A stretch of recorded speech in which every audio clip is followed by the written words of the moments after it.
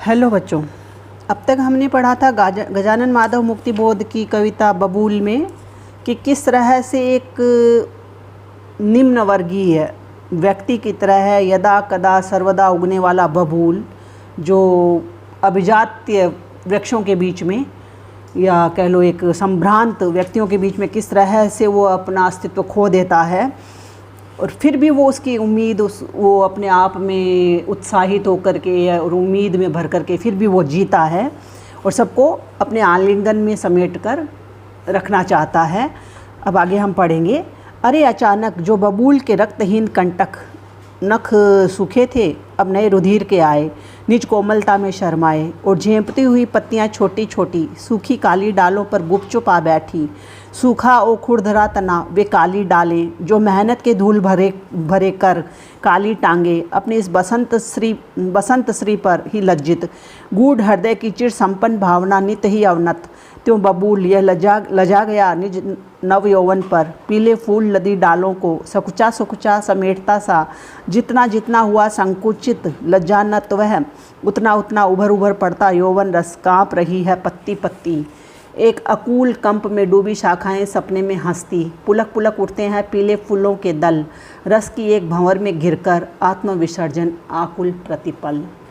अब आगे कवि कहता है कि बसंत ऋतु आती है तो सभी वृक्ष हैं वो हरे भरे हो जाते हैं, नव श्रृंगार करते हैं। तो बबूल ने भी एक श्रृंगार किया है और बबूल अपने उस श्रृंगारित पर ही मुग्ध होकर के ही अपने श्रृंगार पर खुश होकर के और वो बड़ा ही शर्मा जाता है।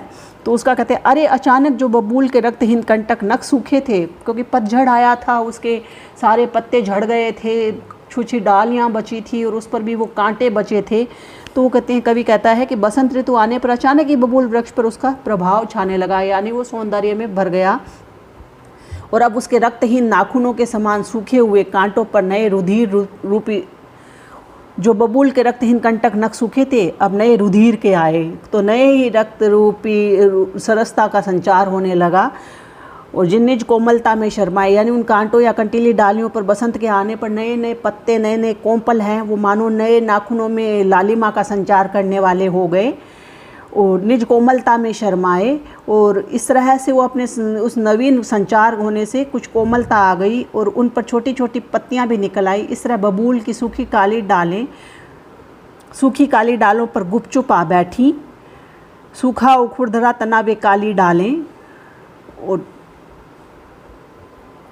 सॉरी बच्चों, जो कि सदा धूल से भरी रहती थी, जिसके तने काले एवं खुरदरे रहते हैं, वे भी बसंत ऋतु के कारण हरी भरी हो गई हैं। इस प्रकार स्वयं के शरीर में आए इस परिवर्तन को देखकर बबूल का वृक्ष मानो लज्जित होने लगा, शर्मा गया।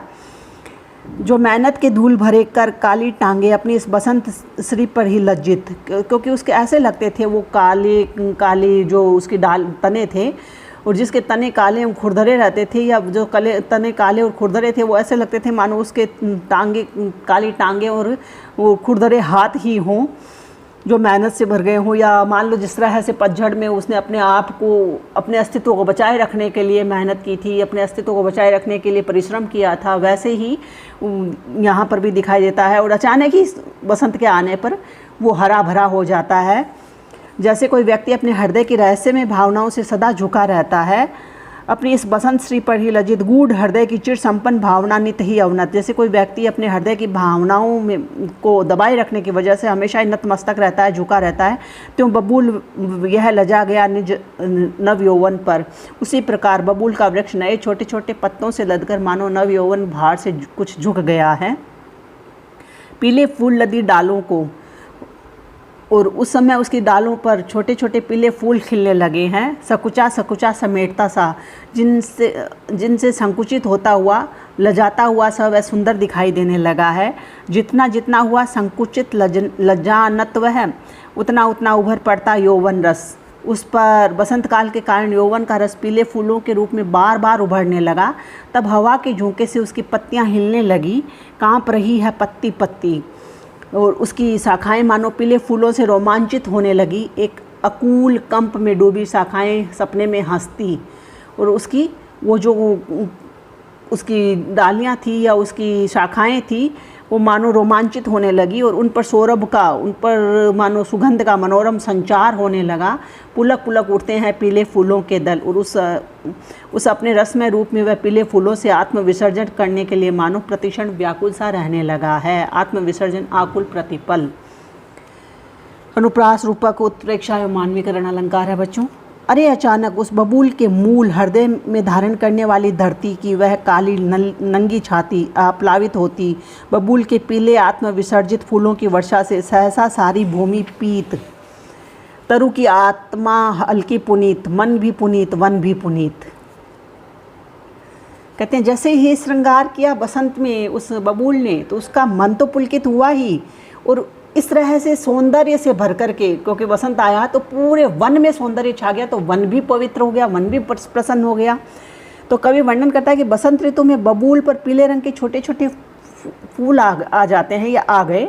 अचानक ही हवा के चलने से वे पीले फूल बबूल के नीचे की काली अनुपजाऊ धरती पर पड़ जाते हैं, क्योंकि जब हवा चलती है तो फूल भी नीचे बिखर जाते हैं।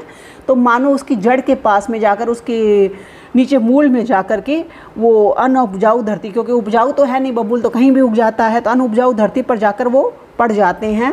तो उन फूलों के अतिशय गिरने से वह सारी ही धरती पीली पड़ जाती है। कवि कहता है कि धरती ने बबूल के वृक्ष को अपने हृदय में धारण किया है, अतः उसके प्रति कृतज्ञता व्यक्त करने के लिए ही मानो बबूल ने उस पर स्वयं पीले फूलों की वर्षा की है। यानी धरती ने ही मानो उसको अपने सीने में जगह दी है, इसलिए बबूल भी वापस कुछ देने के लिए अपने पीले फूलों की उसके ऊपर वर्षा करता है तथा आत्मत्याग का परिचय दिया है। उन छोटे छोटे पीले फूलों की वर्षा से बबूल वृक्ष की डालों का भार कम हो गया है।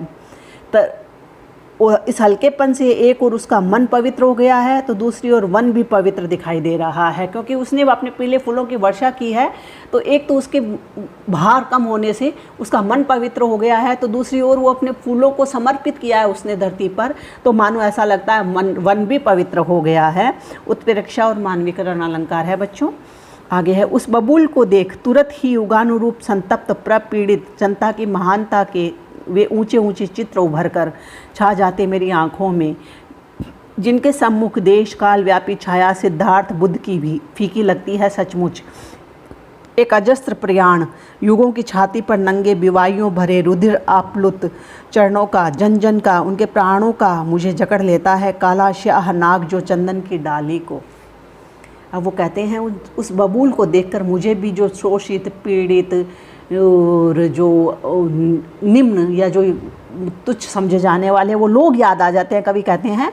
तो यहाँ कवि कहते हैं गजानन माधव मुक्ति बोध कि बबूल के द्वारा अपने छोटे छोटे पीले फूलों को छोड़ने से उस बबूल को देख तुरंत ही युगानुरूप संतप्त प्रपीड़ित जनता की महानता के वे ऊंचे ऊंचे चित्र उभर कर छोड़ने से जो त्याग भावना तथा धरती के प्रति कृतज्ञता व्यक्त की गई है, उसे देखकर मेरे मन में, मेरी आँखों के सामने अनेक युगों से शोषण उत्पीड़न से संत्रस्त पीड़ित जनता के महान त्यागमय जीवन के चित्र उभर जाते हैं, छा जाते हैं मेरी आंखों में, जिनके सम्मुख देश काल व्यापी छाया सिद्धार्थ बुद्ध की भी, और उस महानता से परिपूर्ण चित्रों के सम्मुख गौतम बुद्ध की त्यागपूर्ण देश काल व्यापी छाया भी, अर्थात उनका महान त्याग में निष्क्रमण भी सचमुच फीका लगने लगता है। उनका इस तरह से त्याग के लिए, त्याग करके और कुछ तपस्या का फल लाने के लिए जो निष्क्रमण हुआ था, जो निकले थे घर से, वो उनका त्याग भी फीका लगने लगता है। आगे कवि कहते हैं देश काल एक अजस्त्र प्रयाण युगों की छाती पर नंगे बिवाइयों भरे रुधिर आप्लुत चरणों का, जन जन का, उनके प्राणों का मुझे जकड़ लेता है काला श्याह नाग जो चंदन की डाली को। और आगे कवि कहते हैं बबूल की त्याग में जीवन यात्रा अनेक युगों से चली आ रही है। उनके नंगे बिवाइयों से भरे और खून से सने हुए चरण निरंतर आगे बढ़ रहे हैं। यानी ऐसे व्यक्ति जो परिश्रमी हैं, जो श्रम करते हैं, तो उनकी बिवाइयों से भरे खून से सने चरण पाँव हैं, वो हमेशा ही आगे बढ़ते रहते हैं। इस प्रकार सामान्य दलित पीड़ित जनता का प्रतीक बबूल चिरकाल से अपनी त्याग भावना का परिचय दे रहा है। जिस प्रकार काला स्याह नाग चंदन की डाली को जकड़ लेता है, उसी प्रकार सामान्य जन का त्याग में कार्य कवि हृदय को मानवीय भावनाओं से जकड़ा हुआ है। प्रस्तुत प्रशंसा एवं उपमा अलंकार है बच्चों, बाकी का हम कल करेंगे। धन्यवाद।